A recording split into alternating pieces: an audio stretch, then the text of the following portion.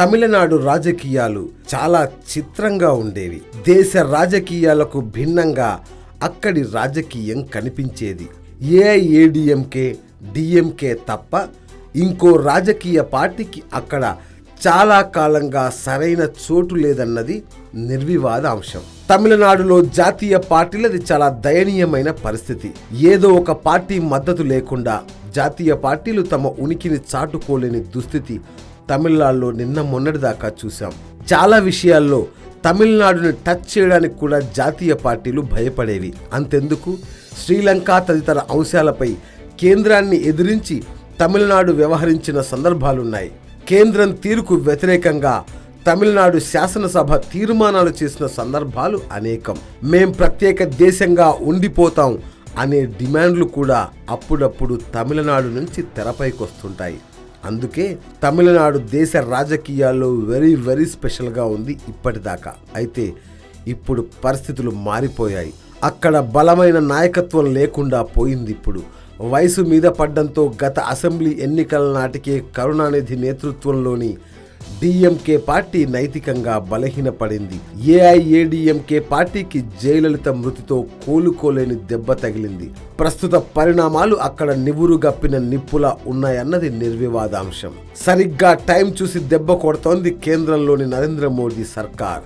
దేశ చరిత్రలో ఎన్నడూ లేని విధంగా తమిళనాడు సీఎస్ పై ఐటీ దాడులు జరిగాయి. తమిళ రాజకీయాల్లో చక్రం తిప్పగల శేఖర్ రెడ్డితో మొదలైంది ఈ ఐటీ దాడుల వ్యవహారం. పెద్ద పాత నోట్ల రద్దు మిగతా రాష్ట్రాల్లోని రాజకీయాలపై ఎలాంటి ప్రభావం చూపుతుందో గానీ, జయలలిత మరణం, కరుణానిధి అనారోగ్యం తదితర ప్రత్యేక పరిస్థితుల్లో డీలా పడ్డ తమిళనాడు రాజకీయాలపై మాత్రం ఇప్పుడు పిడుగుపడిందనే చెప్పక తప్పదు.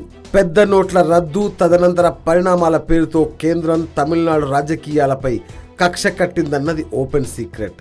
ఈ పరిస్థితుల్లో తమిళనాడులో కొత్త నాయకత్వం పుట్టుకొచ్చే అవకాశమే కనిపించడం లేదు. డిఎంకే, ఏఐడిఎంకే పూర్తి స్థాయిలో బలహీనపడిపోతే ఆ తరువాత జాతీయ పార్టీలదే హవా అన్న భావనలో ఉంది కేంద్రంలోని మోదీ సర్కార్.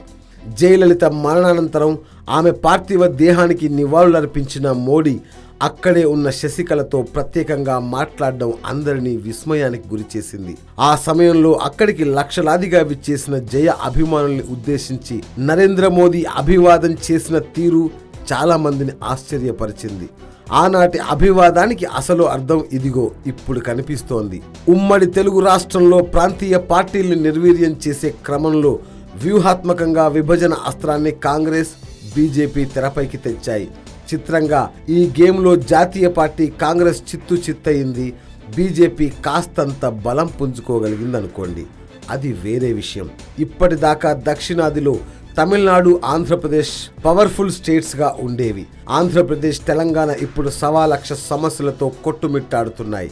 తాజాగా తమిళనాడు ఇప్పుడు రాజకీయ సంక్షోభంలో కూరుకుపోయింది.